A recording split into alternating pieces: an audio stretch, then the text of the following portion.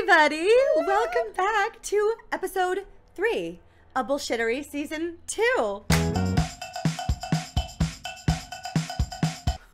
And we're here today with my new friend. We met like recently, twice. Courtney Dlugos, right? Yeah. Is that how you say your last name? I say Dlugos, but Dlugos. I'm Okay. open. I didn't make. That's like the third time I've messed up someone's. I was gonna ask you before we started, but then I forgot. No, it's a rough last name. Dlugos. Yeah, I'm surprised you didn't just go Michelle. And yeah, Courtney Michelle. Do you? Yeah. What is your actor name? Like, what do you go by? I think in SAG, I think I tried to do the Sarah Jessica Parker like. Yeah. Courtney Michelle Dlugos. It's so many letters. Yeah. So I think I'm still a 3-namer in SAG. And I really need to change that to something. Yeah, yeah. But I think that's what it's at right now. It's hard when you pick your like name for SAG. Because so hard. I was like, do I include my middle name? Because my middle name is Lee. So it would have been Mackenzie Lee Barman. Oh, wait, actually, let me also make sure my level's not crazy on here. It would have been Mackenzie Lee Barman. But then it felt too like, who do I think I am? Like Mackenzie Lee Barman. Like the three name is you're saying something. It's bold. It's so bold. And then I've even considered going just Mackenzie. Like, I don't know any other single name? Like a single name. Like, give me a Cher Zendaya moment. Sure. Wouldn't that be like, imagine just like Courtney. Well, I would love it for us because our names are not Beyonce. Yeah. That it's almost like no other Courtneys or Mackenzies can exist. Yeah. Plenty have. It's just kind of owning it. It's like buying the URL for a. Because like Zendaya is a good name. Like, are there any other people named Zendaya? I've certainly never met them. You know? It also feels like maybe not the most American names. Maybe in other cultures it's more popular. True. But I have no idea. Yeah, I actually don't know her story. Should you get her on the podcast? I would love to have her on. We're gonna Zendaya, if you're listening, would love to have you on. I think you're a star. So if if you're in the neighborhood, I'm in West Hollywood-ish, without doxing myself.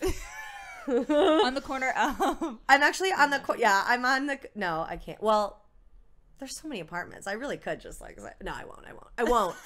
But Zendaya, come on. But regardless, Zendaya, you'll find it. It's fine. Come on. But you... So we met. We've been mutuals, not for super long. For some reason, you weren't popping up for me, which... No, I followed you for longer than we were mutuals, and that's totally fine. How did you never pop up for me? Isn't that so weird? But that's the internet. I know. I feel like there are so many insanely talented people that I've fallen in love with just recently, and I'll go and look, and you'll see the video, and you'll be like, oh my god, what a newbie! Their first viral video. How good for them. Yeah. And I'll click their page, and they'll have like 1 million followers. I'm like, and they've been doing this forever. I think that's just the internet. It's so bizarre to me. Because, like, we're all living very separate lives in that way. Like, my For You page can be complete... Like, this is TikTok lingo, but, like, my For You page could be completely different from somebody else's. Yeah. Like, there are celebrities and people who have millions of followers who I've never seen before. And then I'll go down the rabbit hole.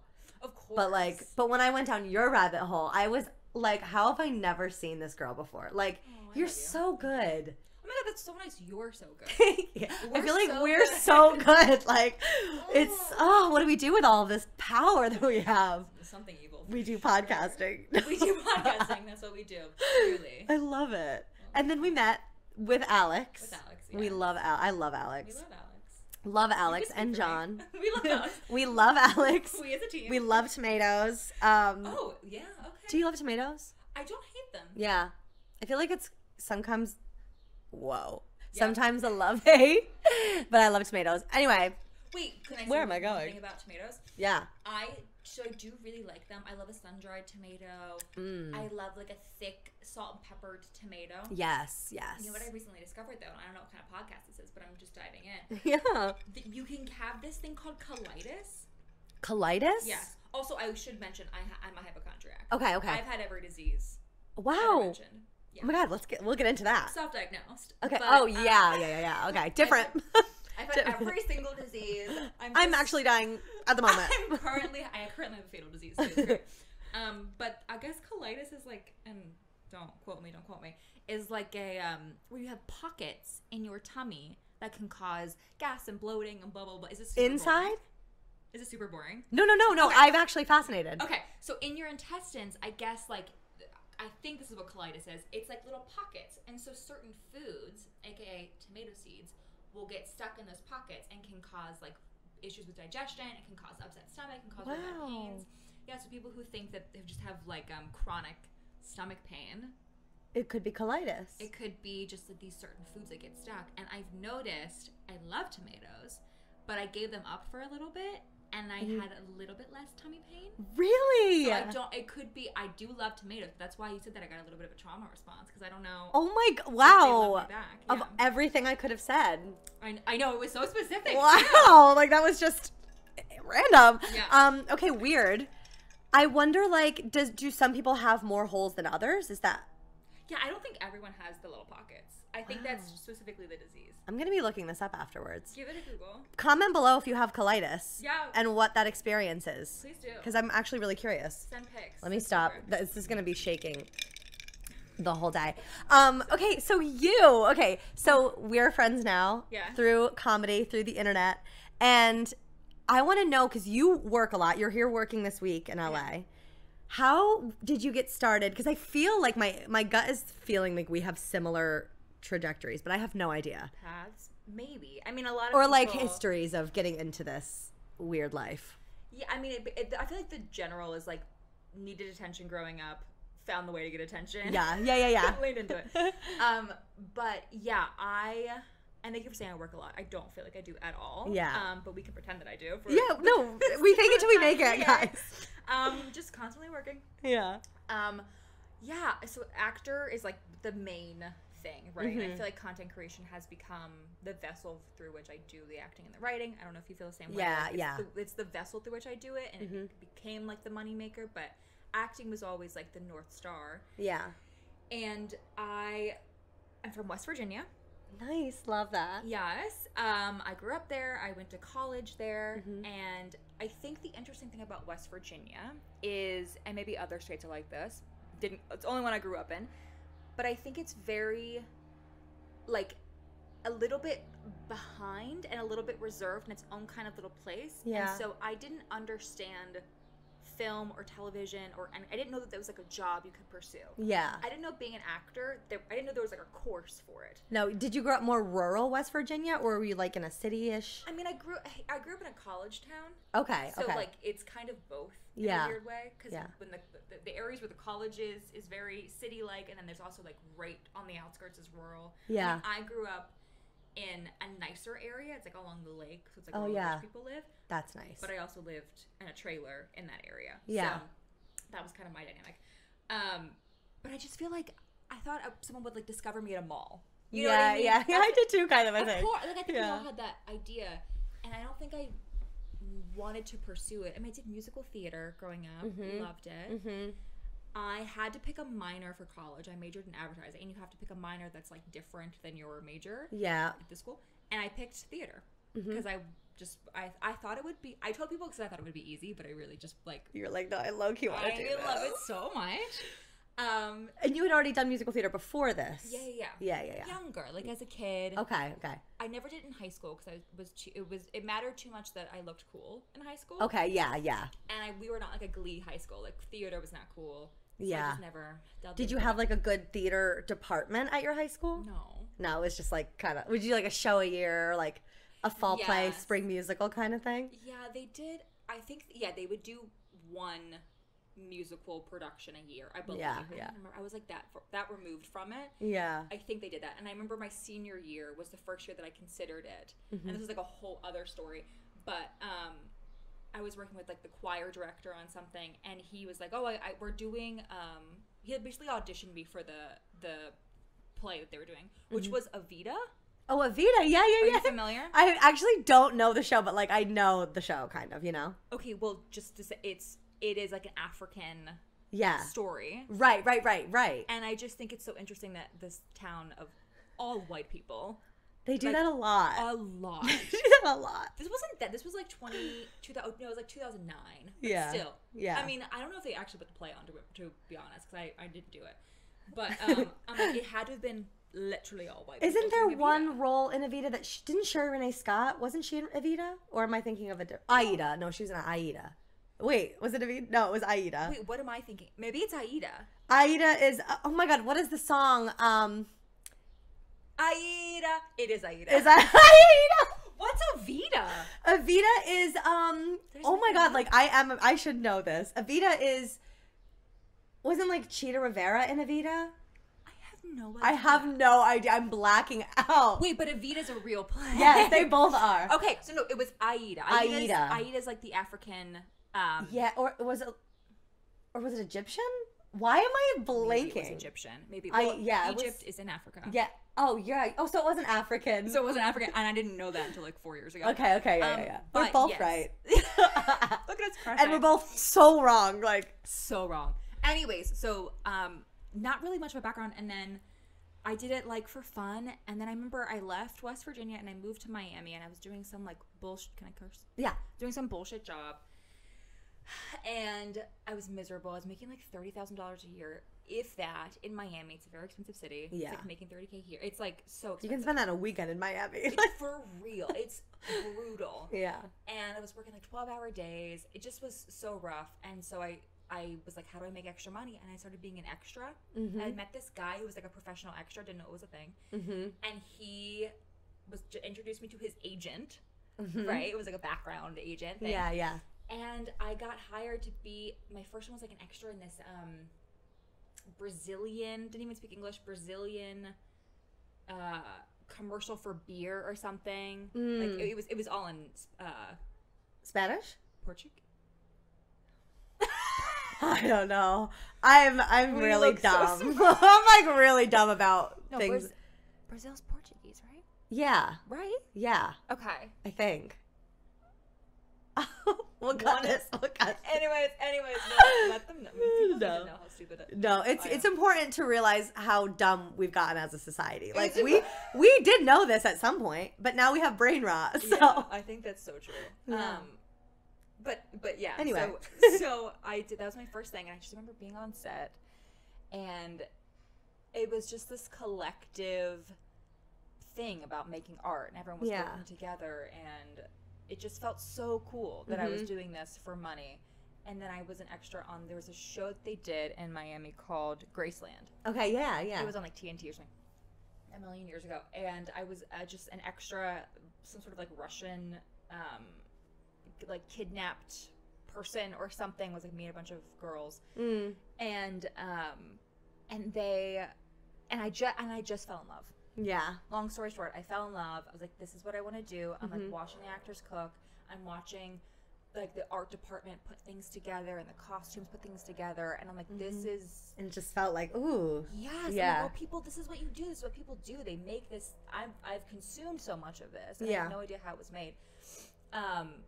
And I just loved it. And then I started auditioning for a few things, and I booked this little indie movie.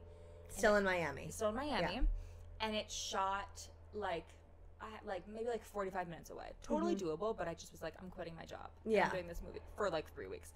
But I did it, and that's when I was like, this is what I'm doing for the rest of my life. Yeah. Something in this world is what I'm doing for the rest of my life, because I just love this, whatever feeling that I'm feeling doing this. Yeah. I love it so much. Yeah, it does hit.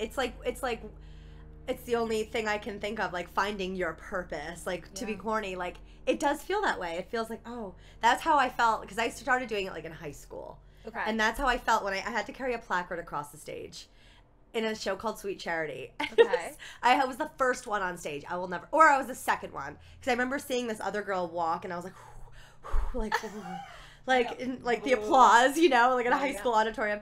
And then I walked, and I genuinely, I don't remember anything else in my life except for this moment. And I, walked across the stage, and I'm, in my little, Fosse little, dress. And I'm and the audience starts clapping, and it was literally, the gates open, genuinely. And I was like, oh, I'm going to do this forever.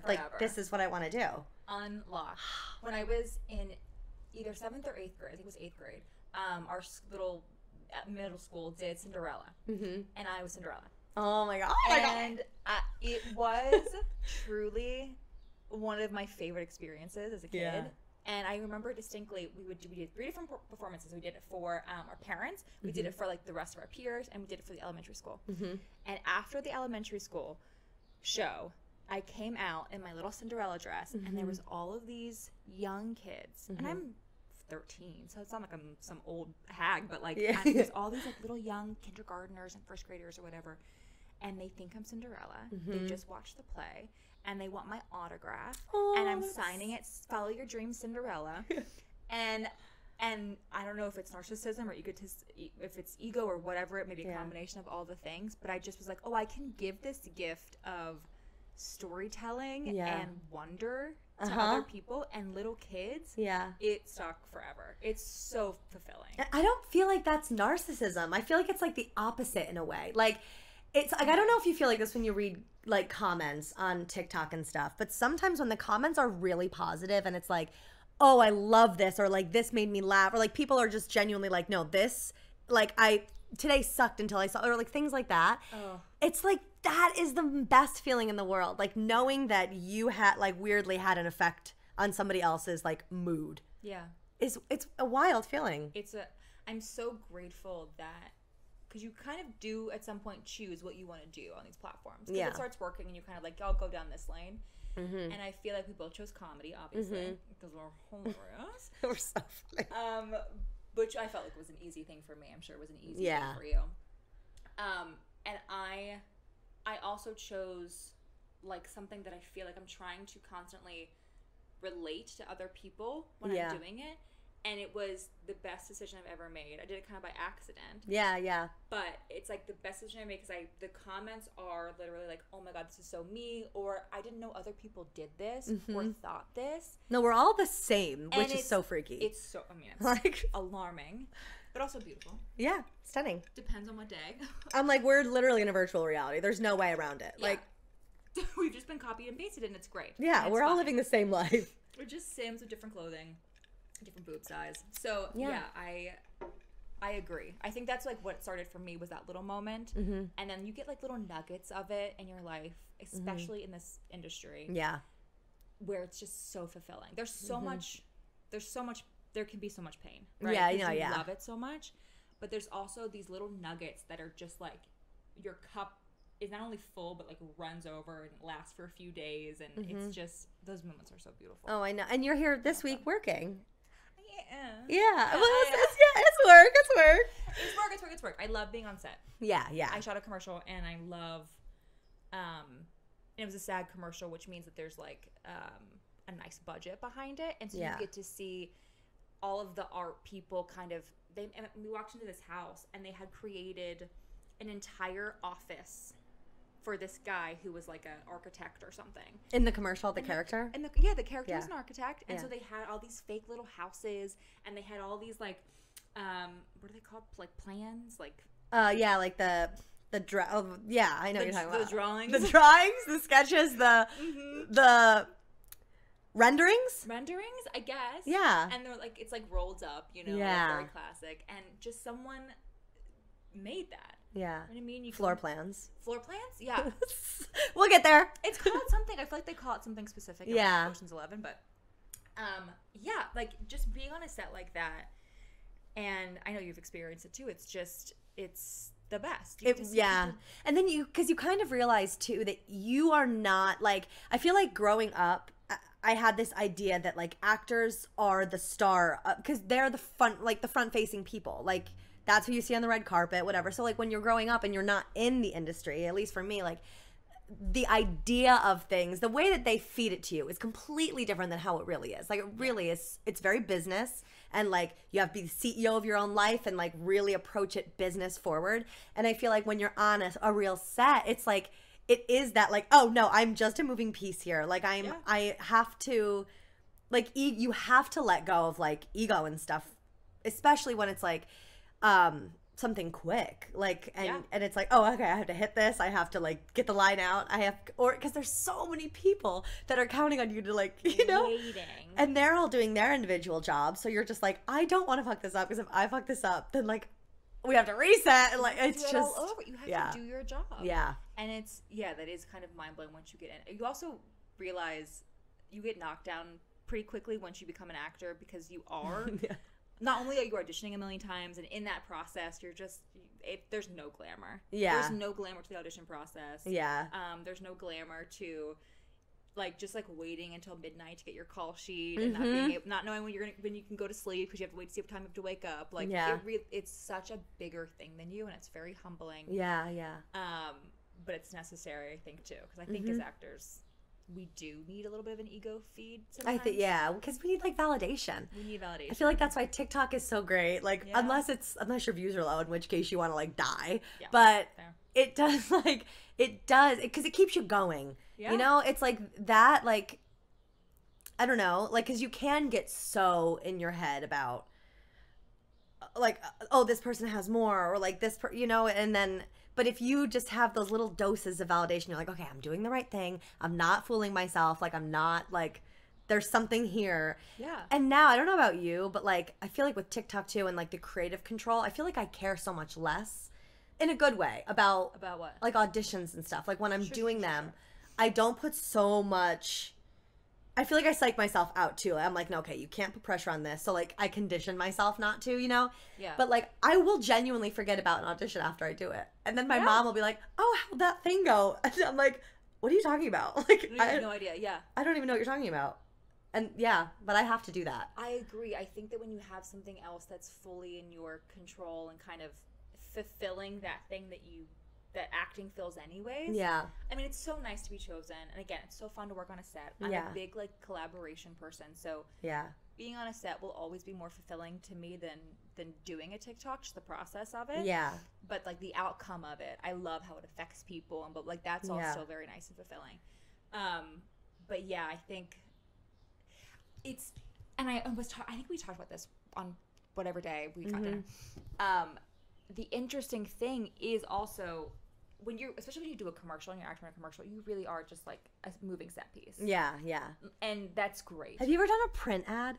For sure. The print ads are the hardest ones. Brutal. Like, oh, they're hard.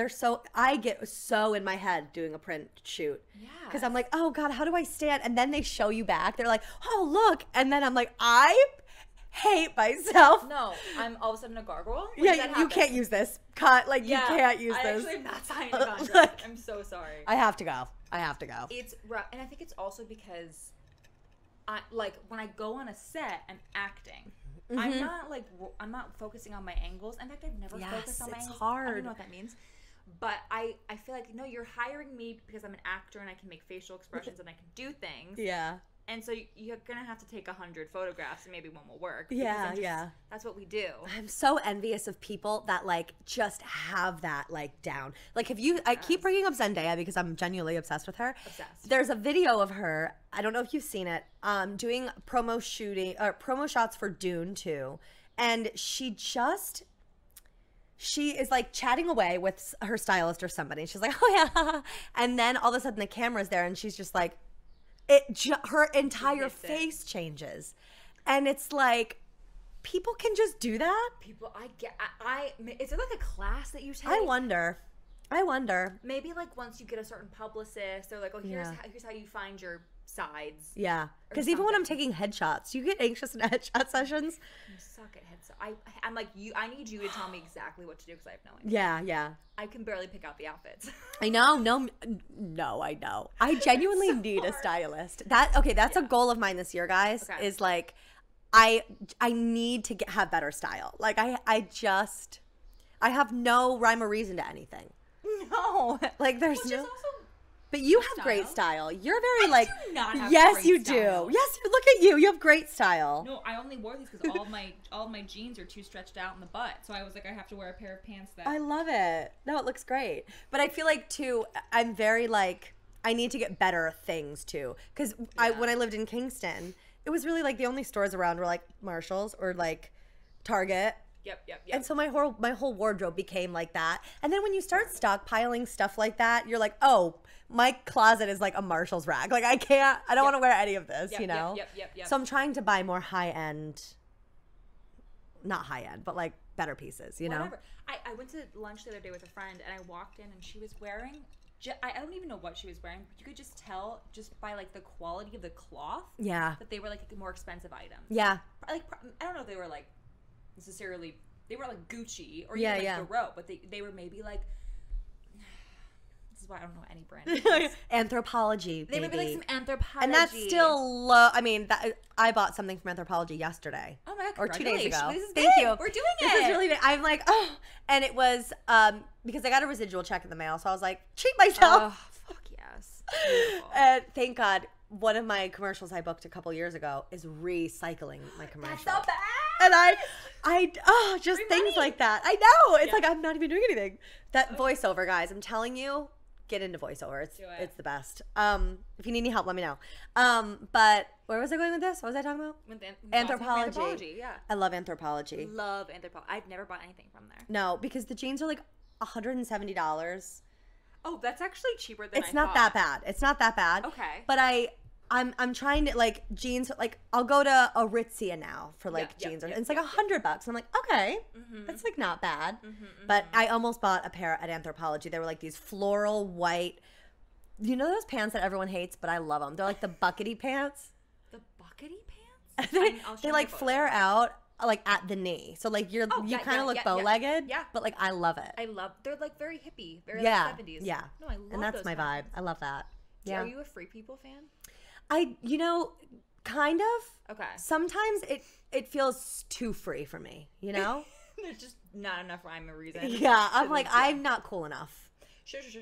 Yeah. There is, I feel like the majority of, I love Free People because I love like specific weird clothing. Yeah, I do too. I'm not really like a Madewell Aritzia girl at heart. Yeah. I'm more of a Free People girl at heart. Yeah. I like the cool patterns or whatever. Yeah.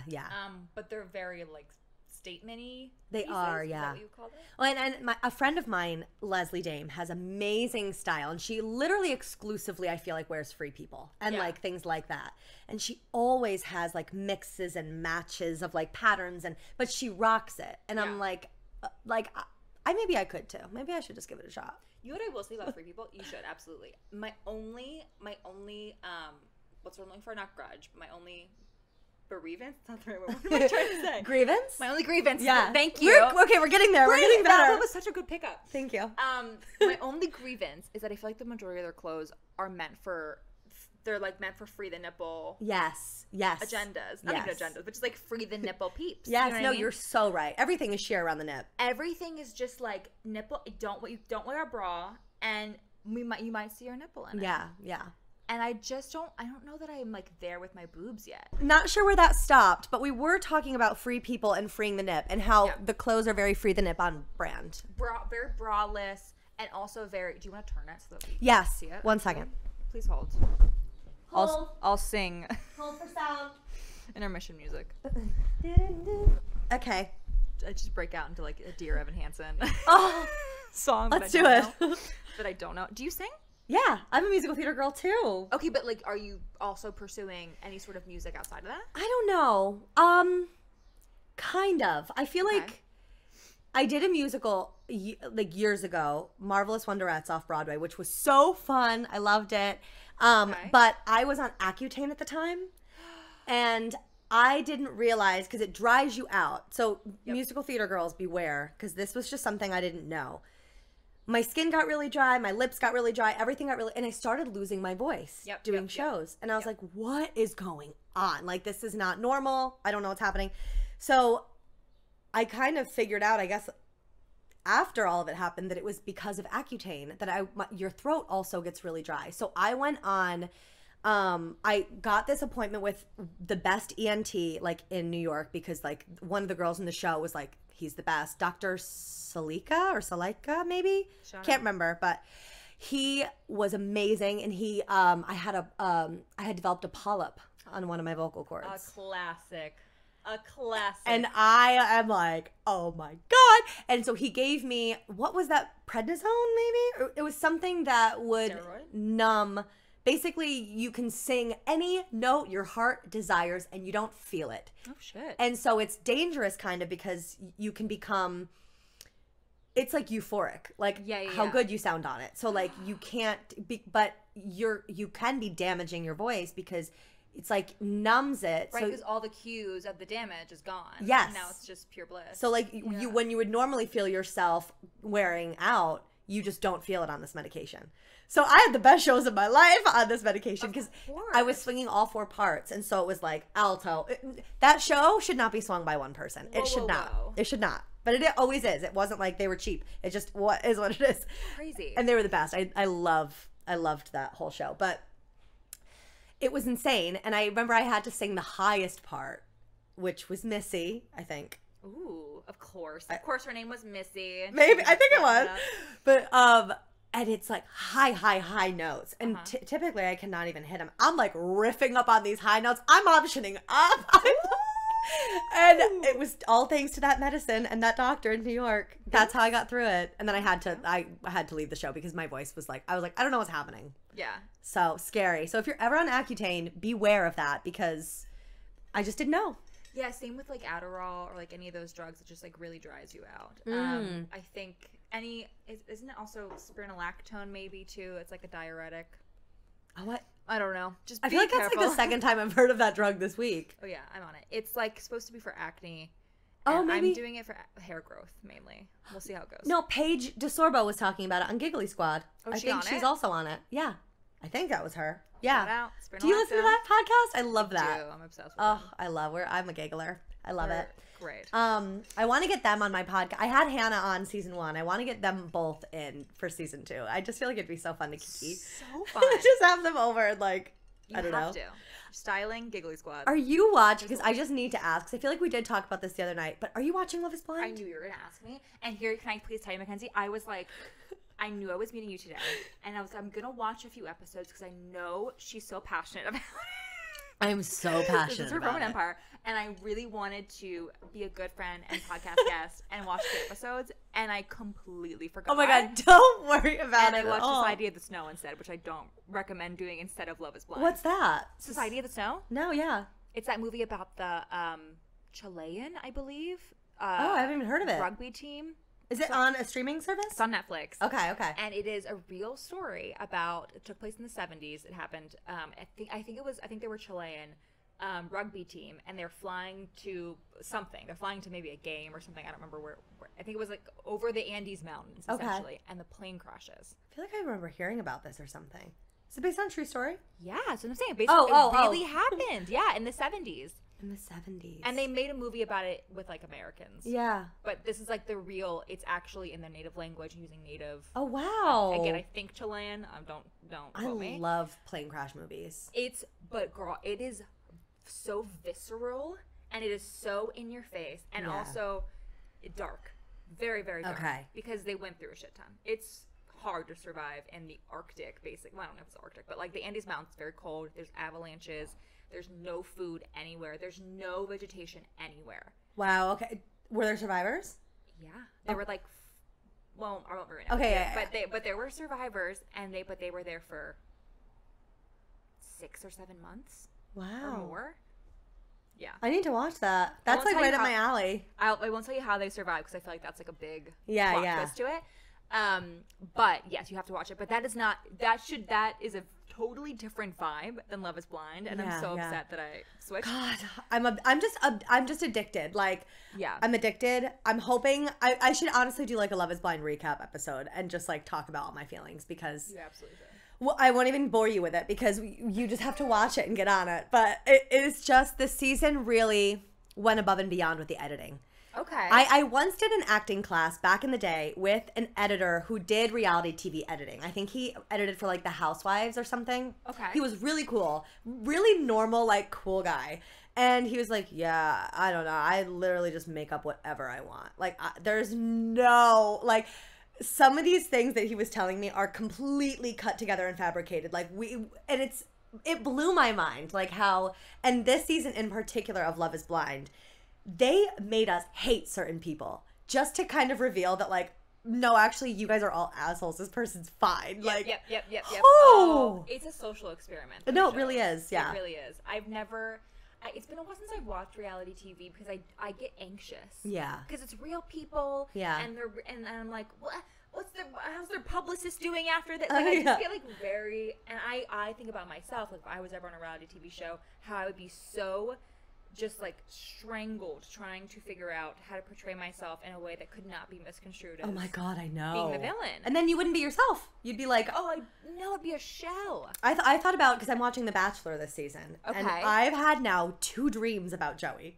2 dreams. Like, intense, visceral, like I'm on the show dreams. Okay, I want to relate to you, but I don't watch it. So is Joey the Bachelor? Joey's the Bachelor. Okay, do we love This is him? my first season watching The Bachelor ever. Oh, good. Okay. So I'm new to this game. Okay. I'm not a Bachelor girl, but now I am. I get it. Like, it is addicting. Like, he's really, really hot to me. He does have, like, really yellow eyes, but I think that it's from being outside a lot. It's like when you play sports a lot. Okay. He's like, I think he does tennis. I don't really know, actually. What a specific thing to pick up on. Yeah. It's everyone's talking about it. Okay. They're, like, yellow. They're yellow. But it doesn't matter to me. He's so handsome. Does he drink a lot? Do you think it could be liver? Maybe. I don't think so. Should we Maybe. check in on him? Joey, Babe. How we doing over there? I'm just a little concerned, but you're still so, like, I love him. He's a dreamboat. So and beautiful. I have had 2 dreams about him. You know those dreams where you're like, you wake up and you're like, no, go back. Yep. I slept until, I usually wake up at like 7 o'clock in the morning. I slept until 10:30 the other morning in this Bachelor dream. And I'm sure it was worth every second. It was like, I woke up drained. I'm like, I lived a life last night. Wait, were they sexy dreams? They like, I don't even remember, but they were like competition. Like, I was like one of the like, I remember the first dream that I had. The other one I think was last night. Like, he's on my mind. But the first night it was like me and like 2 or 3 other girls, and we were like the final ones, and he was in love with all of us. Like, we were all so close and in love. And we were at some banquet hall, and he like, I just felt like I was going to be the winner. I was like, no, like, I have to finish out this dream because I have to win. Like, it was so bizarre. It was so bizarre. I love this for you. What a fun experience to have without having. And the reason I brought all this up was I was going to ask you, have you ever, like, thought about or considered going on a show like that? For sure. Have you? For sure. But I've thought about it and never applied. Yeah. I feel like you'd kill it. Like, first of all, I don't think they would take me. I don't think they would take you either because we have like an online yeah, I feel like it looks too contrived. Yeah. Also, what are they going to put for our job? I know. Like, there was an actor on The Bachelor this season. Yeah, you get like one. You get like one actor or one comedian or whatever it is. You get one kind of person. Everyone's supposed to be like a physical therapist. Whatever. At least has done physical therapy once in their life, so they can put it there. But here's my thing. Yeah. Here's where I think it's a great career move. Mm-hmm. Like, first and foremost, I think it's a fun thing. I think it's be an amazing experience. Yeah. I wouldn't want to spend the rest of my life under a watchful eye, like under the public eye, and it be about my relationships. Because even if you end up with that person on the show, like, your IP is your relationship. Yeah. You have to talk about it. It's always going to be people asking you, and you can't say no. No, I know. Like, we have the privilege of, we book a Marvel movie tomorrow, and we have to do all this press, and so they ask about that's off the table. Yeah. No love life. Yeah. You can't do that if your love life is the reason you have any sort of pedestal or any sort of platform. Yeah. And I think that would just, for me, I think that would be too much. Yeah. No, to navigate. And the idea of like competing with all these other women for one man. Yep. It's just, I don't think my anxiety could handle it. Like, I think I would just die. I think I would just, and I would get the edit of like the weird, like they would be like, yeah, Mackenzie's, we don't really get her. And I'll be like, just you eating chips in the corner. She like always does these weird voices and like nobody gets it.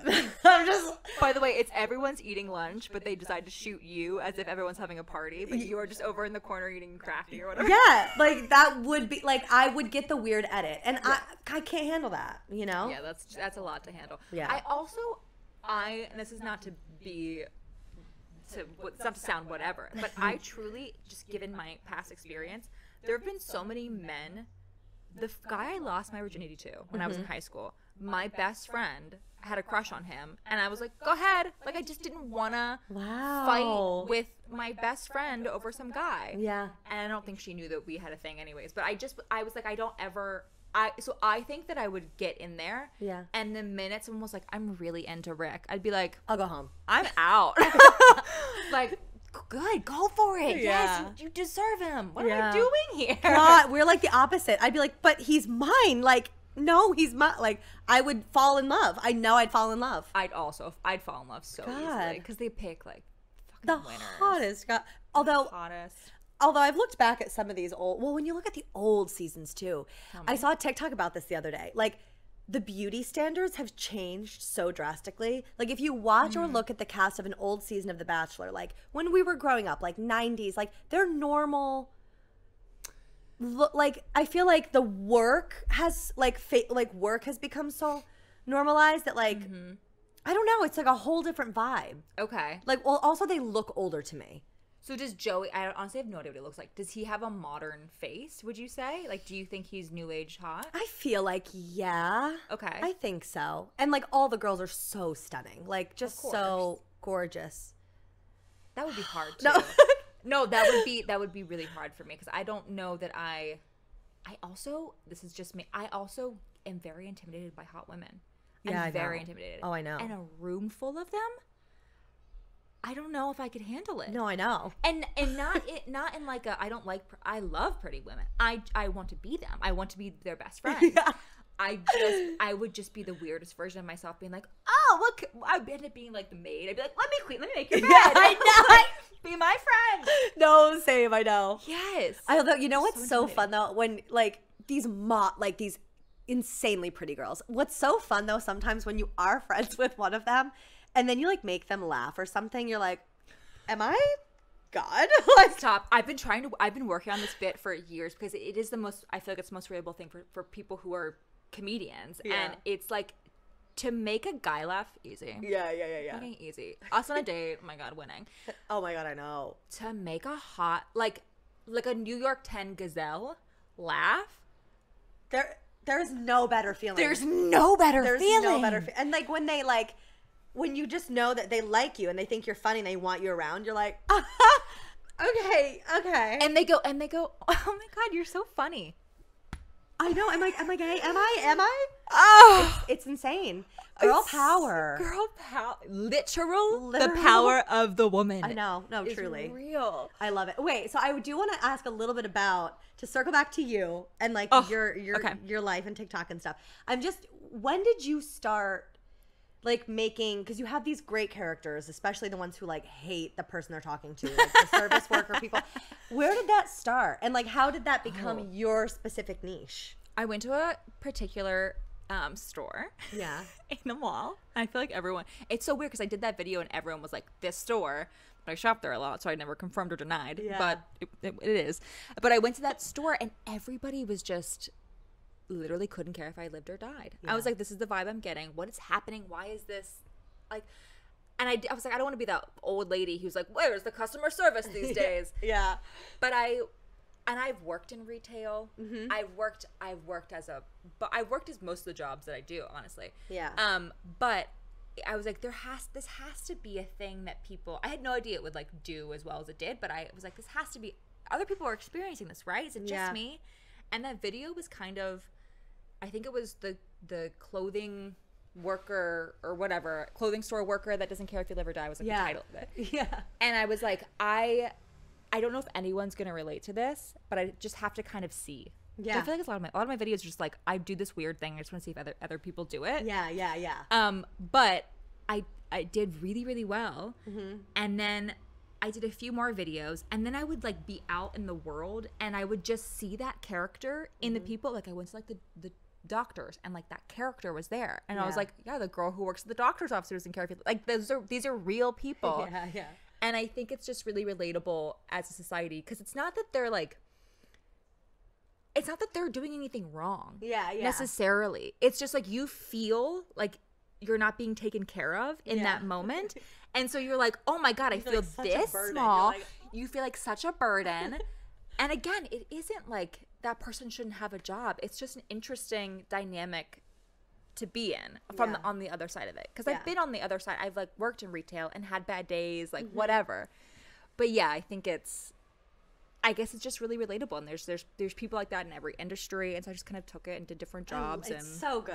It really is so good, and and you script it out, right? Like beforehand. Yeah, I like usually for that one it's like usually there's like very little talking. Yeah, it's kind of a lot of just like looks and laughs, and she talks very slow. So the voice too is really, it's like really Well, I'm not a great impressionist. Yeah, like I don't have a lot of voices, but I was like, I got to do a different voice. It's not my own voice. Yeah. Because then people are going to hate me, which they still do, but whatever. Yeah. That's a they whole still other, do. They still do.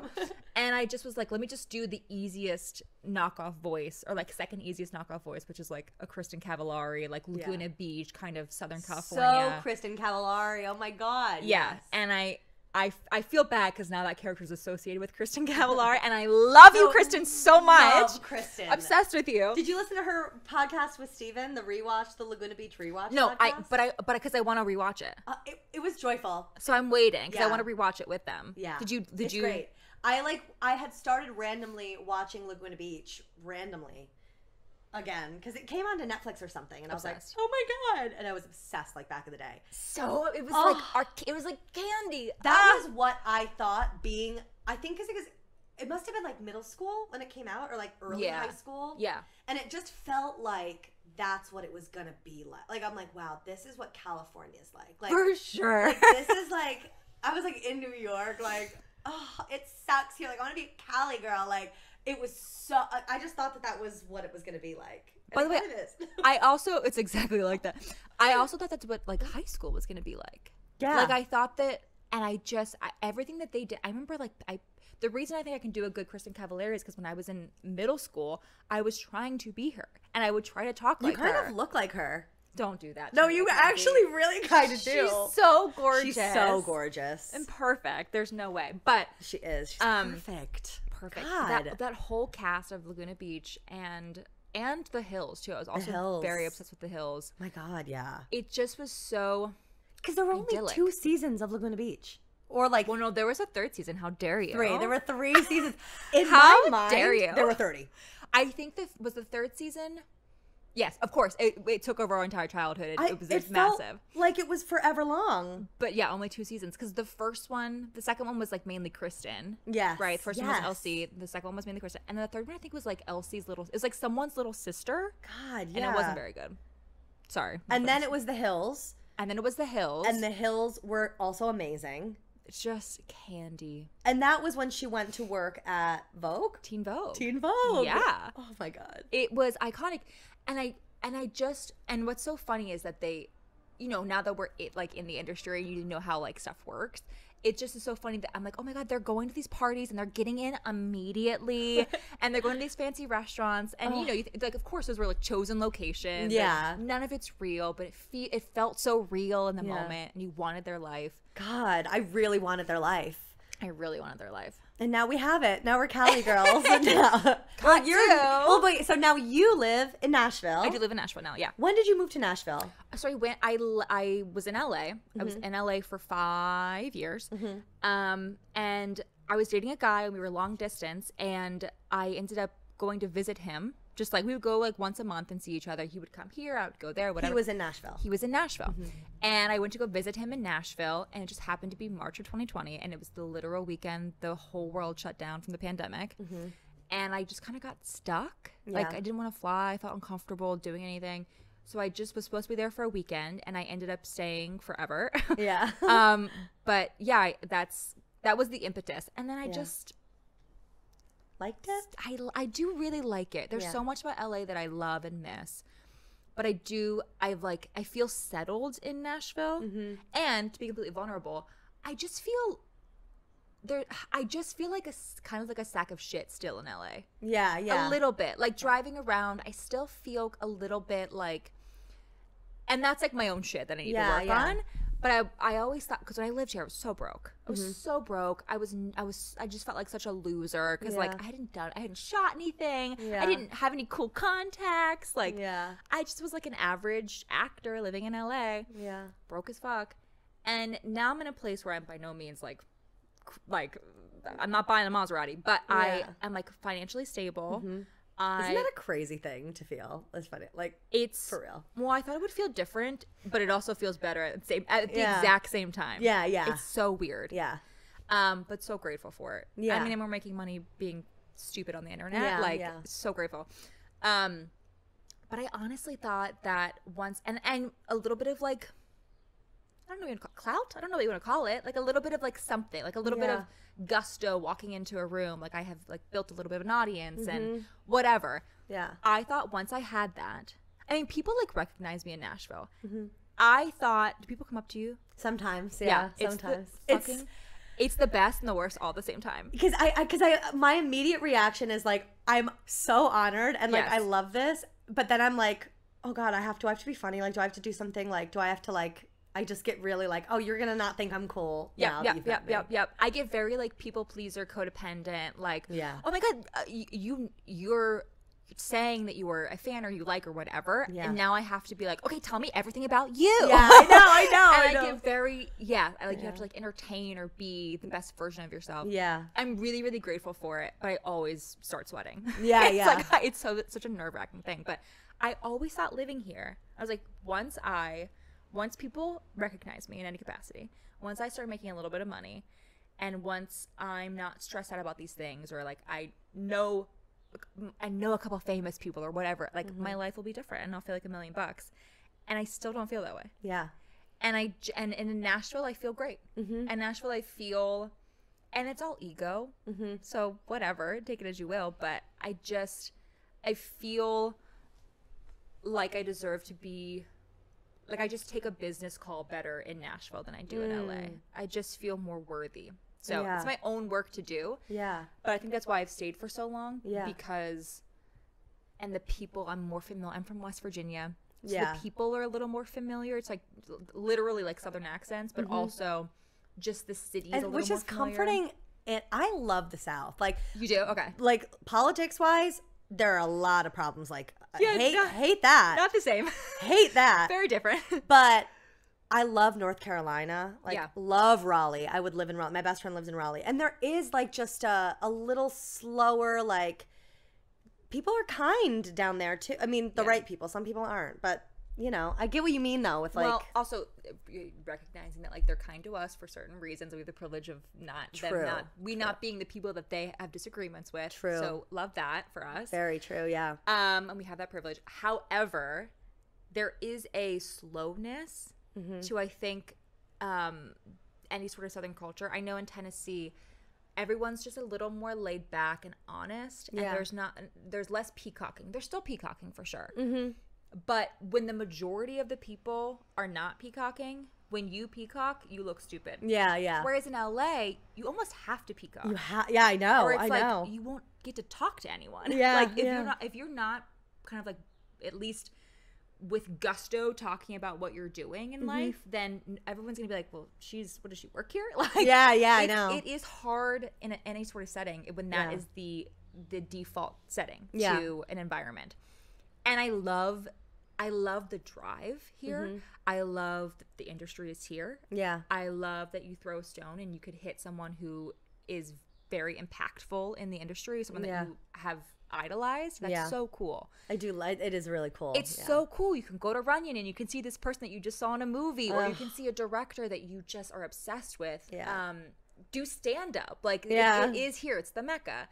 And so I do love the energy of the city. I just think it's, for me, I have to like come and soak it and then breathe. And then come and soak it and breathe. Right now. Maybe that'll change in the future. I don't know. No, I feel like that's it's so valid. Like, and it's kind of funny. I had kind of the opposite but the same like situation. Like when I was living in Kingston, I loved it. I felt so settled there. But then it started to feel and Nashville's so different from Kingston. Kingston's like a little upstate New York town, and Nashville's like a gorgeous city. But like I felt like I was like dying there. I was like, I need to be stimulated again. Like I need to feel like I'm in the mix physically, because I just felt so isolated. And like I feel like Nashville, stuff happens there too, and it is like a more buzzy than where I was. But it just felt like the work that was being done there, because there is a lot that's shot upstate, but it feels very kind of secretive, and you have to be in the know to know what's going on. Whereas here it is that way too. It really is that way, but it's also like I feel like, okay, I'm in the presence of it all now. Yep, and like yep, that right now, like I've only moved here 4 months ago. So it's like, I'm still like in my honeymoon phase. Still crazy to me. You're crushing it. It's I'm insane. trying. I'm really trying to be active, but there's already been moments where I'm like, oh, I think I'll stay in. Like I need to like, I'm such a homebody. I'm like, oh. Same. I know. I love it. Yeah, same. But I'm By the trying way, to, yeah. For the viewers, her apartment is gorgeous. Thank you. It is beautiful. I mean, this is like a good indication of just how like aesthetically pleasing the rest of the place is. I just have to give you your flowers. Thank you. I did have it record. rearranged differently, which I'm so glad I rearranged it. Because I had my couch like over there where the camera is, and it was like blocking. And so there was less space. And I'm like, why am I doing this? Yep. And usually this couch, I slide it over for the podcast, but it's usually slid over to mesh the wall, so it's even bigger in here than it is right now. But so much room for activity. I know so much. I can do yoga in here now. Woo! Making it. What's been your, what are they called? Rose and thorn? What's been your rose and thorn about LA? Do you think you have it yet? Well, the rose for me is definitely the climate, like, yes, the greenery, and like, just this is so my speed, like the sunshine, the warmth, the plants everywhere, like I'm obsessed. The thorn, I feel like the thorn might be that like everything is kind of spread out. Like I'm lucky to live in like West Hollywood where everything's kind of close and I can walk places. But like, as opposed to living in New York for 6 years where you just can like take the subway or walk or like get somewhere really with ease, it feels like here it's more, you have to put more action or like what, I don't know, to like make something happen or like go do something. It's more effort. Yeah, it's more effort. Sure. But I don't really have like a big thorn. I just love it here. Yeah. I love it. I feel like the one thing too is like, I've said this in like every episode I feel like so far. It's just something I struggle with. Great. I take everyone at face value. Like and I'm learning that this is not the city really for that. Sure. Like you have to be really careful and like of people and like protect yourself here in a way that I'm not used to. I'm very like open, like I'll leave my car, like I don't leave my car unlocked, but like it's a metaphor. Don't. It's not real. Do it. But like I'll leave my door unlocked. Like I'm just like that. Yeah. So I've learned that I can't just take everything someone says at once. Because people will posture here too and be like, oh, I did this with so-and-so. And I'm like, you did? And it's like, but did they really? Like, you never know. Like, yes, you know? It's a fine art of learning that people are putting their best foot forward always and to take it with a grain of salt. Yeah. Which I also have such a hard time with because I also take people at face value, and I'm such like I come in and I like break open, and I'm so. Oh, what were we talking about? We lost the camera again. Classic, taking people at face value. Oh yeah, yeah. I think it's harder here.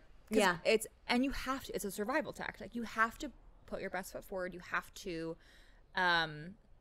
Again, or else you'll get lost in the sea. Yeah. But that's what I was saying. I tend to be very vulnerable immediately with people. And I feel like you have to be careful who you do that with. I know. Because people will prey, and I don't think they mean to prey on it. It's more of like, it starts off just like with like a patronizing thing. And you can just leave interactions feeling like a sack of shit because you were like the vulnerable one and they couldn't be that for you. So I feel like that's, I mean, I've never gotten like, and then it's like it's like anxiety without drinking. You're like, wait, yes. We were talking about anxiety the other day too. I get that bad, like bad. So that's why I prefer to day drink because I'll just drink during the day and then I'll sober up by 8 p.m. and then there's no guilt. And there's also something, I'm so seasonally affected and weather affected. Sunny day versus an overcast day, night and day, baby. No, same. It is such a drastic difference. And so when I'm drinking, I'm still like a happy drunk. Yeah. But if it can be during the day and the sun is out, like drinking when the sun is out is the best. There's nothing better in the whole world. There's nothing better. And I haven't done it in so long. But yes, I think that's the way to go. You drink like, even if you drink like kind of early. No, you do like start at 11 a.m. I'm telling you. Do like a brunch or something. Yeah. Eat a shit ton of food. Drink a couple of drinks. And then just like classic Sunday, just like come home, sit on the couch, watch some TV, some like happy TV. Yep. And pass out at 8. It is idyllic. Sleep for 12 hours. It's great. We did that for my friend Justin's brunch birthday recently. We did brunch, and then we ended up at like Barney's Beanery. Great. But I literally, like, they stayed later than me because I am a lightweight, and I was vaping, and I'm not a vapor. Oh. But like, if there's a vape and I'm drunk, like, I'm just suddenly sucking it down. And okay. So I puked in the bathroom because because it was just too much. It was just, like, what was I doing? Like, yeah. I don't know. I don't know who I became, but I was like, okay, guys, I just threw up, so I think I'm gonna head. And they were like, it's 7:30. I'm like, Epic. Yeah, it's time for me to go. Like, yeah. No, that's the cue was the puke, not the clock. Yeah, I could boot and rally, but like I don't think I'm down for this. Like I can't. What does boot and rally mean? Or is it boot and rally? Because we always said puke and rally. Oh, puke and rally. But what's the boot part? I don't know. Oh, okay. Great. But maybe I'm making boot up. Boot and rally? Boot and rally? Because it does kind of sound like puke. It definitely wasn't puke and rally. Okay. It was comment below. Comment below. Puke and rally, boot and rally. Or what? Like when you get sick and then you just keep going. Yeah. Yeah. But I wonder, boot. Interesting. Like kick your. That doesn't matter. Were you in when you were in college? This is all over the place. Were you a party girl in college? Like, did you go out a lot? Yeah. Yeah. Well, I started partying when I was 14. I had a fake 21 when I was 15. Oh wow. 'Cause it's a college town. Oh right. Yeah. So like there are bars that you go to that Yeah. college kids go to, but you go to when you're in high school. 15. Mm-hmm. Wow. Yeah, I was like buying literally going to clubs, but also like buying my friends alcohol. Yeah. And I was a huge partier in high school. Mm-hmm. Me too. Yeah. Huge. Yeah. I mean, I got arrested, so like it didn't end great. Yeah. On a Um, night out, you got arrested? I got a DUI. I was 17. Oh God. Yeah. Yep. But I mean, the amount of drinking and driving I did as a kid is We were not okay. absurd. Not okay. We lived crazy lives back then. crazy. Like we did crazy things.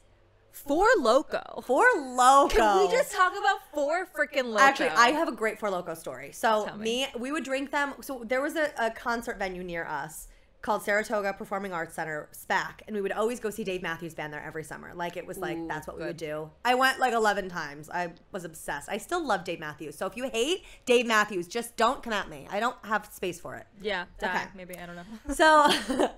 So we also, there was one summer that Lil Wayne came. And so we were like, let's go see Lil Wayne. And it was like before Nicki Minaj was like famous. It was like he brought Nicki Minaj and Drake and I can't remember who else on his tour. So it was like a insane show. That's insane. Insane show. And me and my friend Megan, the one who lives in Raleigh, who's coming to visit me, she's a big drinker, and I like can never keep up with her. And we were in college, we were like, because we would always go up and pregame or like tailgate, and we were like, let's go up before the tailgate and tailgate before the tailgate. You're gonna pregame the tailgate? Oh, so what we did was we decided to drink a Four Loko before anybody even got there. So it was like 10 a.m. We're like at SPAC. We were also probably smoking weed. So we were like smoking weed, drinking with these great Four Lokos that were like disgusting. Like Just the chugged, drank these Four Lokos. For people who aren't familiar, they were taken off the market because they were so unhealthy. Yeah. To be clear, They were like the Panera spiked whatever it is, their lemonade, their charged lemonade. Like it was like that, but like worse. with alcohol. Yeah. And we would drink them every weekend when we were just psychopaths. And so then we had another Four Loko when everyone else got there. So we're blackout on these Four Lokos. I still have a scar on my knee from falling in the parking lot. And I remember I was like rushed to the medical tent. And I'm like, just like, ha. Like you don't even feel it because you're on cocaine. No, it is like a hard drug. It's a hard drug, dude. And so, yeah, I still have the scars to this day from that Four Loko day. You know what I used to do, and this is wild, and probably the reason why I have so many issues. I used to do Adderall in college because I'm like a big uppers girl. I loved uppers because I get sleepy and I hate being sleepy for whatever reason. I don't know what that's about. But I'll unpack that later. But so I would do Adderall all the time. Yeah. And then I would do it when I was drinking because I would get so sleepy. And I also I had like 3 jobs in college. I was in a sorority. I was just tired all the time. It was too much. I didn't do sorority life, but I remember I had classes with girls who were like rushing and like I had like acting partners. These 2 girls were in my acting class and they literally were like useless because they were so tired and like I couldn't stomach how much it took. Yeah. It was a lot. It's a full-time job. It was a lot. It was a full-time I had friends that did it. I was like, I thought about it, but I couldn't. I feel like I was just always looking for like family. So I was like, let me just pay to have it. Yeah. But it's not necessary to enjoy college. It's yeah. But anyways, yeah, I would do like I would take an Adderall, like a little 5-10 milligram, and I would drink Four Loko, and I would just go all fucking day. Definitely blackout because I wouldn't eat because I wanted to be skinny. Of course. Because it's summertime and we're at the football game and I'm in my little crop top and I'm like, let's just not eat anything. Yeah. Four Loko is enough calories. We'll drink our calories. Final or last words. So I can't believe that I did that. And like my poor heart. No, what was it thinking? There have to be long-term effects of this for sure down the line. But maybe we caught it in time. We were also like in that nimble phase of life where we could kind of do whatever. Yes. There was also nights where we would drive around. There was always like ADD, I think. But again, we were fucked up. Like we were fucked up back in the day. Yeah. And that's why I'm always like, oh, we also kids are going to do it. We didn't have Uber. No, there was no Uber. To be clear, there was no Uber. I don't know what your audience is, but like there was. I don't know either. Hey guys, what's up? In case you're young or old, I don't know. But we didn't have Uber in college, so it really was like someone had to DD, or if you lived on campus or whatever, like if there was like a college provided. But no one took that because it was like for losers or there was always like these things. I didn't even know about that. We may have had that and I wouldn't even know. Maybe you didn't. Maybe we didn't. But wait, I was gonna ask about what was I just gonna ask? I just popped into my head. When you were in high school, did you? Because Four Locos were big in high school too. For me, I don't remember that. Like my senior year, they got big. Maybe. And we would drive around and like. We would like go to graveyards and like sit around in graveyards. Did you do shit like that? Yes. I miss it. Yeah, I mean, because like you can't go to a bar. Yeah. I mean, we did, but like for the most part, you shouldn't be going to a bar or like people don't have their own homes, so you just go to like we would go to a field. A field, yeah. There was like a soccer pavilion we'd always go to and like just go and like drink and smoke and like just have our. Like, it was honestly the best. And like I remember in high school too. And we can wrap up soon, guys. We're just chilling. We're just bullshitting around. Thanks for listening. Thanks for tuning in. Sponsor, enter here. Four Loko. Sponsored by Four Loko. Four Loko, we actually love you. We're back. I wish, honestly. I would sponsor Four Loko. Wait, your next podcast, you just start by cracking open a Four Loko. No, there will be an episode where I start implementing things like that because I would love to get hammered. And like on Four Loko. And just you guys can witness the demise, like and just like, see it go off the rails. Yeah, just see where my eyes blacken. Like, she's gone. She's gone. That's so funny. But yeah, no, we would literally drive around in high school, and they are some of my best memories. Like, we would drive around in high school. Two of our friends were dating, so they were always messing around like in the back seat doing weird. Like we were so off, but it was not okay. And then we would just be driving around drinking Four Loko. I remember one time we found this big stuffed animal dog that we like picked up off the street, and he rode with us. It was like chaos, and I miss it. Like it was so fun. And I seek that out in life now. Like that's why when I did that, like. When I texted you guys, I was like, I'm doing this chicken chase in Pasadena today. Yeah. It was so fun. Was it so fun? I was like, this is the stuff I want to do. Because you're just paired up with random. Have you ever heard of it or anything? I had to Google. I thought it was Little Chickens. You should come back next year for it. Okay, and I'll come do it with me. I'll do it. Because I think I don't know if I talked about this already, but if I have, forgive me. So there's this thing that my friend Erica invited me to it. It was in Pasadena, and they do it every year. And this guy, Ray, organizes it. And they happen, like, all over the place, though, all the time. Like, people do their own little chicken chases or rabbit chase, whatever you want to chase. Okay. So he gathers people together. You can bring friends, whatever. And everyone puts $20 in. And somebody, can't be your first year. You can't be the chicken your first year. But if you've done it before, you can put your name in to be the chicken. And there's a chicken selected. So somebody dresses up as a chicken. And they have a head start of 30 minutes to go to a bar. And they can do whatever they want with this big bag of money that they have. Like, however much money you gathered, they have this bag of money. And they can either spend it all, they can run up the tab, they can buy everyone around in the bar, they can do whatever they want. And then we all are split up into groups of randomized people. So you're with people you don't know. and you go from bar to bar looking for the chicken. But the rule is, if you decide to go to a bar, you have to commit. You can't like window shop. So you can't like see, oh, chicken's not in there, so let's move on. Like, no, you have to go in, you have to get a drink, and then you go to the next bar. So we ended up going to like 7 locations. We were like 7 drinks deep by the time you find the chicken. Oh, Lord. It was the most fun day. Like, that's what I want to do every Saturday. And what like I like an objective oriented drinking adventure. Yes. Like that, or I love playing games or whatever. I love talking with people who are drunk, but I also I love when there's like a goal. Yeah. Like that feels like my kind of. And you're like strategizing of like, okay, what bar are we going to go to next? And one of the guys in our group, he was so cool. They were writers. So the guy who was the chicken was this guy's writing partner who was in my group. So they were like, okay, well, I know him. I know he wouldn't go to a place like this, blah, blah, blah. And there was a girl in our group that was like, I really feel like it's the hotel. And we were like, oh, maybe. But let's try that later. Let's just see all these other places first. And the whole time she was like, guys, I really feel like it's the hotel. Like I feel like I heard him saying like he would, if he was the chicken, he'd go here. And we were like, okay, we'll go there like next. We're going to try that. And she was right the whole time. Of course. But the guy, it was just, he was really cool. And like, doing it here is really cool because they had like just sold a show to Hulu. So I'm like, you're a cool guy. Yep. Cool combos. And meeting people in those situations is the best. Yes, like, I agree. It's the best. It's so fun. Yeah. Yeah, maybe I'll my ad for Pasadena Chicken Chase. Check it out. Check it out. Tag below. But yeah, I wanted to ask you before we wrap up. Okay. What is your biggest thing like you want? Like as an actor, what are your let's manifest a little.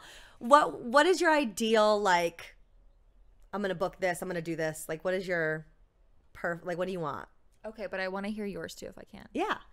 I think I have so many goals. If I had to pick one, it's like picking your favorite child almost. Like I feel so much pressure to choose the right one. Right now, it's something involving a TV show. I would just be on it as an actor. I think that'd be great. I would love to create a TV show. Yeah. My goal would be to create a TV show and be a part of, I don't have to necessarily show run, but be a part of maybe like co-show run. Definitely be part of the writer's room. Yeah. And if there is one, I feel like they don't exist anymore. But like create something and then shoot it in either West Virginia or Tennessee and have all my friends be in it. I love that. And just that's like what I want right now. Would it be a comedy or a drama? Or like for sure comedy. Comedy, yeah. For sure. Yeah. I mean, I've been shooting some stuff because we do so much stuff alone. I don't know how you feel. So I've been shooting some stuff with friends and I'm like, oh, this is so nice. I know. I forgot what it's like to do comedy bits and acting with characters. It's just so fun. It's the best, yeah. And so I think that's the biggest thing on my goal list right now. It's as far as like TV. Work. Yes. Are you working on anything? Like on like a specific project? I have a pilot for something that could be what it is, you know. I'm also open. I feel like because of what we do, we're probably gonna get offered most likely like a sketch situation, which I would also do. I would do like a sketch thing. But yeah, I have if anyone hey guys, we're available. So your show. Look at us. But yeah, that's what I'm kind of actively working towards in the long run. Again, just like work wise. Yeah. What's yours? I love that. Thanks. It's very similar. Well, okay. So I have a few big goals. I want to be a series regular on an animated show. I want to voice a character so badly. Yeah. I've gotten really close a couple times. So it's just, I feel like it's only a matter of time. Okay. So that's like one of my big goals. Can I ask why? It seems like the most fun thing. I love doing voiceover. Like I almost love it as much as being on camera. Like I just love it. And I love the people that do it. Like everyone I've met that's in the voiceover community is so cool. And like, there's just this like sense of ease to it, and everyone's there to like have fun. Like it's silly business. Like we're, really at the end of the day, it's silly business. So I love doing voices, and I love the idea so of good at voices, by the way. Thank you. You're so good at voices. I love it. And I've always been that way. Like I'm a very mimicky person. So I feel like that's why I do well with commercial stuff, because I just kind of copy what I've, take it all and then you throw it away. But it's like, I feel good at it, so I just love to do it. Yeah. So that's one of my big goals. That's very doable, and It's coming. Needs to happen. It's coming. It's coming. It's coming. And I want to be a series regular on a show. Yeah. Again, I have a pilot too. Great. And it's a comedy pilot, but it's like a dark comedy, kind of twisted, like sci-fi, mystical kind of. Which yes. I love a genre blending Same. thing. So it's like a weird dark comedy, which is just what I do. I do a lot of weird dark stuff. Except right now it's all Love is Blind, so just bear with me. I'm almost done. She's taking a break, let her live. I'm living the moment. I want to be a series regular on a show. I want to be a series regular on a drama show though. Like that'd be so interesting. Yeah. Give me give me like Succession, like something like that, or like oh God, what else? Is that your number one? Because that was my number one. Oh yeah. Of a show you could be on, any past or present, it would be either Succession or The Office. Yeah. Yeah. I feel like those are such cliched answers, but I just feel like But that's like who we are. Yeah. That's who we are. We're cliche.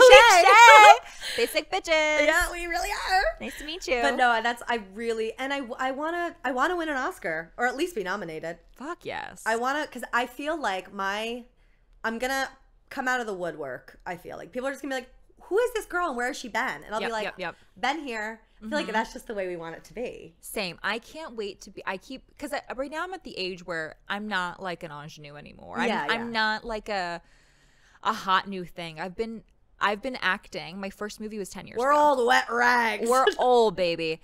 So like I'm past the point of being like I'm not going to be like, oh, she's this new person on the scene. Yeah. What I'm excited about being is what I look for and need right now.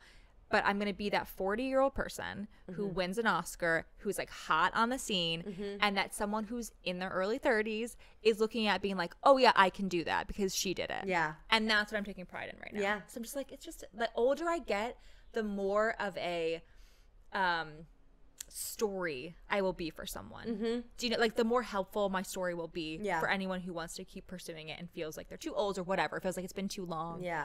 But yeah, it's so funny. Like Mark Ruffalo had that where he was like an overnight success, but he'd been in the industry for like 20 years. 400 auditions and never booked. Like, actually. Yes, and still working. Like you still do stuff, but it's just not. It's not a Marvel movie or it's not a Hulu show. It's like, you know, a web series that and is on some random thing. And honestly, I would be so happy. Let me just make sure it's not dead. Okay, we're not dead. Okay. I would be so happy having a career where I'm not like Jennifer Lawrence, like front page, like Florence Pugh. Like I don't need to be but I want to just work, and I want everyone to just know me and like want to work with me. Yeah. Like that's enough. Like as long as I'm just like rich and filthy. As long as I could just give people money that like I want to give people money to, like you know, like that's really enough for me. I don't need everything. We don't need to be like like the Jennifer Lawrence or like the number one. I just want a little bit. I just want like a little bit of fuck you money. Yeah, just a little bit. Just a smidge. Yeah. And I want the what's the word? Just like the not even admiration, but I want the respect from the industry. Yes. That's what I want. I want people to, I always think of Mark Ruffalo because he's an example. People are like, he's so good. Yeah. And he's just always going to be good. And he might not win an Oscar, like back in the day. He might not win an Oscar, but he'll be consistent. I was listening to an interview with the guy have you seen Beef? Yeah. Not all of it. Only like the first few episodes. Okay. Well, there was an interview with Stephen Yeun. Well, it was the creators of Beef. Oh, okay. But they were talking about Steven. I love him so much. He was so good in that show. Yeah. And I also love him so much too. And the creator of the show, and I want to say, I could be butchering it, I want to say that this is like either the first or second thing they've created, maybe. Okay. I don't know. Don't quote me on that. It just makes the story better. And they were talking about directing actors or whatever, and he was like, yes, Steven, it's a dream working with Steven because he's so good that it doesn't matter who he's with, he actually will act in a way that forces the other people, anyone else in a scene with him, to give exactly what you need for the scene, exactly what he needs for the scene. And the way that this showrunner was talking about his main actor and how he helped him so much create art, I was like, oh, as an actor, I realize that's it. Yeah. like that's what I care about. I don't need to be the highest paid actress. I just want people. Is it reverie? Like I want like people I work to be with. revered. Yeah. I want people to have reverie with like I want there to just be like so much respect when I'm working with someone. Yeah, yeah. Which is a much more attainable goal because it just requires a fuck ton of hard work. But yeah. No, I totally agree. attainable. And well, I think theater helps with that a lot too. Yes. Like because the rule like for like something that was always like hammered into us in college was like if your goal is to make the other person look good, you will inevitably look good too. Like you can't be me because it just then you're just watching two cardboard cutouts like act next to each other instead of like. But if you're always, I feel like that just always works. And he must be such a giving actor. Like, yes. Oh, I want to work with him. He seems so cool. Same. So cool. So like when he wins awards, his face is just like, looks so humble and just cool. I'm obsessed. Wait, okay. So last question. Oh, okay. Who would be your dream co-stars? Oh, co-star. Top 3. Okay, we can do that too. We'll do celeb crushes. We'll do top 3. One is one and the same. Okay. I think I would love to do a scene with Brad Pitt. Oh my God, yeah. I think it would be the most nervous I've ever been in my entire life because I've been in love with him since I was a kid and I'm still in love with him. Yeah. So I would just love to challenge myself to be in a scene with the person that I've had that much obsession with. Reverie for. Cycle it back. And then who else would I want to be in a scene with? You said co-star, right? Like who would I want to work with? I mean, there's so many amazing people. I know. There's some people that I look at and I'm like, they're so talented. Like I do think Florence Pugh is like insane. She's amazing. I would watch her watch paint dry. Like she's literally, yeah. She's incredible to watch. I don't know that I'd want to act with her though. Yeah. Because I just would be so intimidated. Like she'd steal the scene. She would steal the fucking scene. She can't have it. She can't help it. It's just her face. So I don't even know who I would.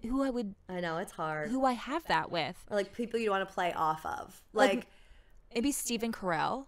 Oh yeah, Steve Carell.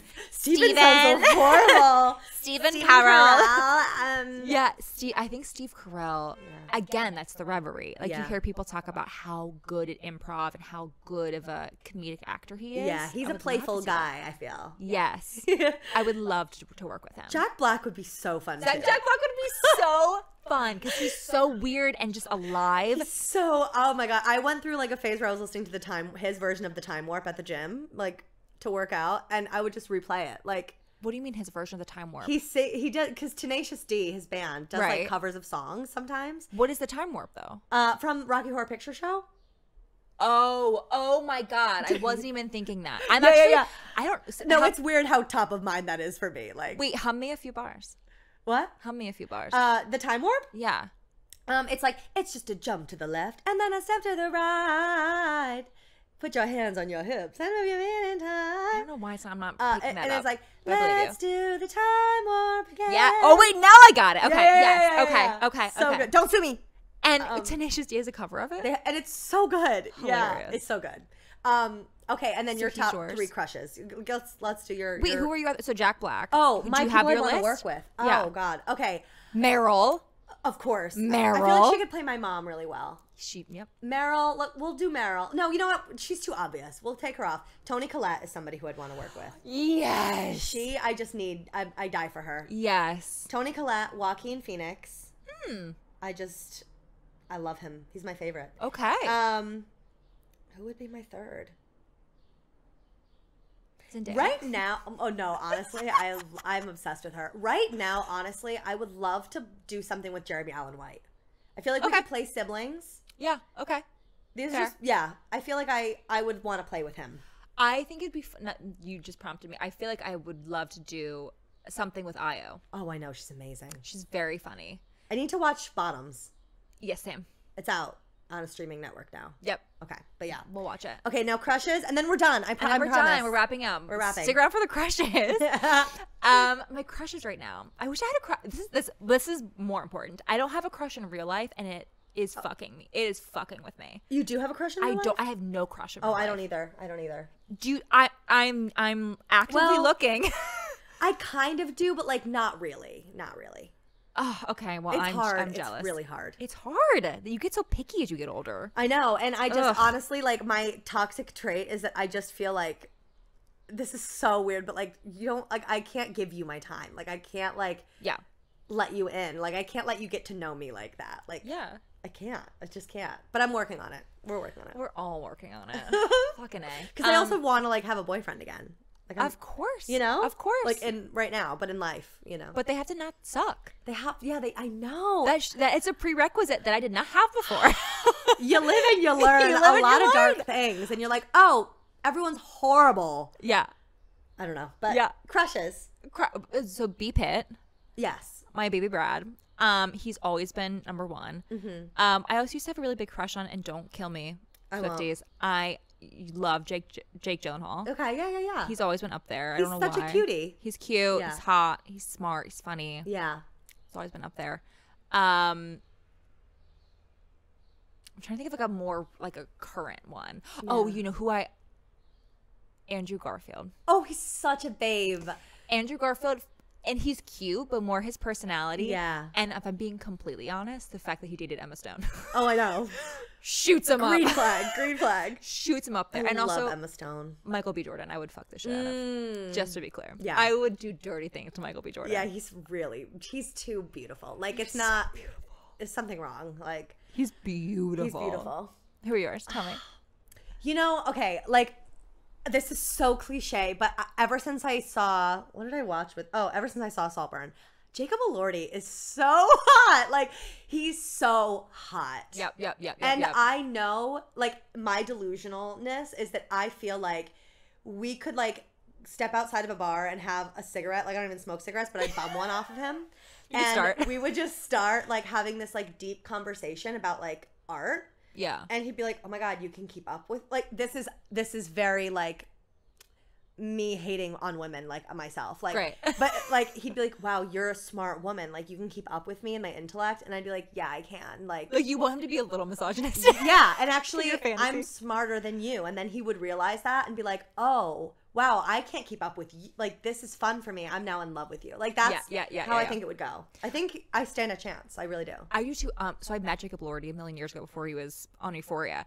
And I will say, and I won't say anything disparaging, I found him so super boring. Really? But I feel like he just was like hasn't come into himself. Yeah. I remember looking at him and being like, that's a attractive man.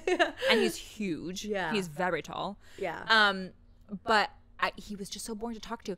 But I do feel like now in interviews, it feels like he's like found studied his gusto up too. Yes. Yeah. He's a little more PR'd, but he also just like has much more of a personality than when I met him a million years ago.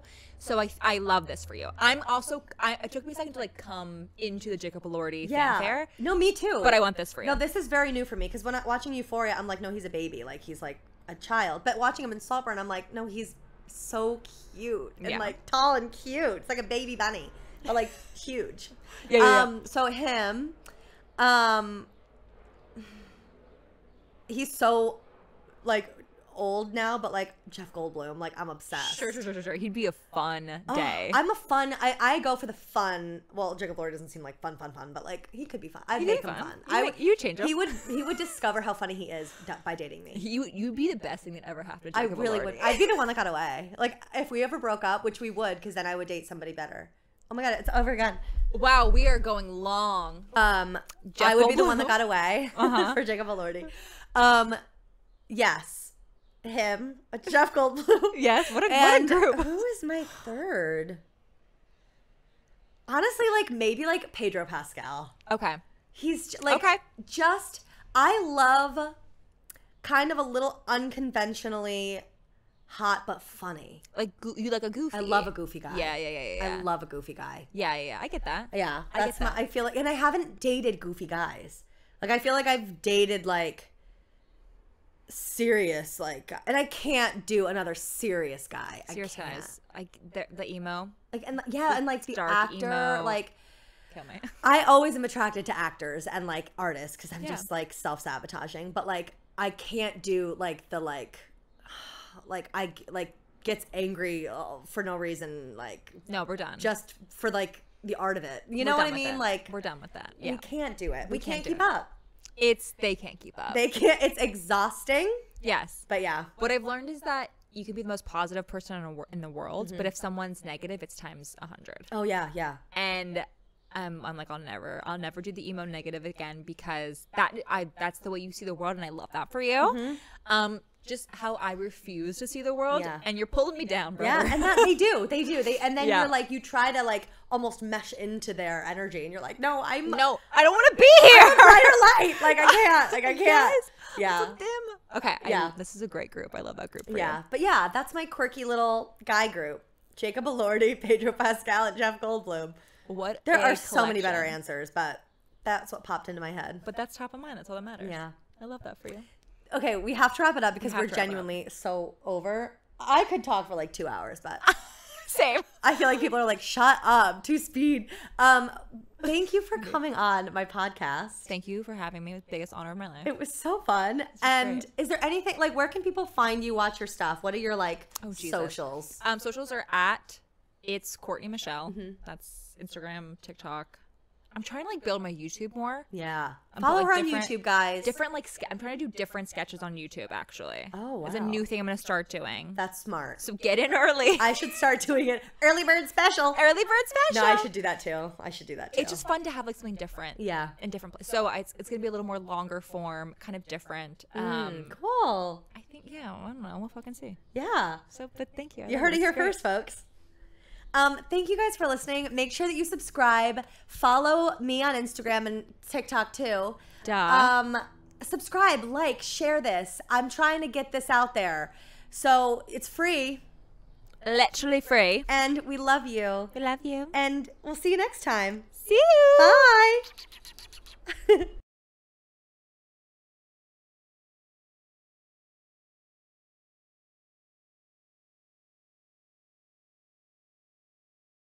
Do you want to turn it so that we yes. see it? 1 second. Please hold. I'll sing. Hold for sound.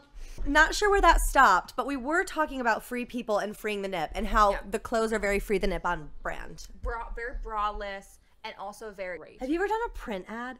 For sure. The print ads are the hardest ones. Brutal. Like, oh, they're hard. I get so in my head doing a print shoot. Yeah. Because I'm like, oh God, how do I stand? And then they show you back. They're like, oh, look. And then I'm like, I hate myself. No, I'm all of a sudden a gargoyle. You can't use this. Cut. Like, you can't use this. Actually, I'm not signing the contract. I'm so sorry. I have to go. It's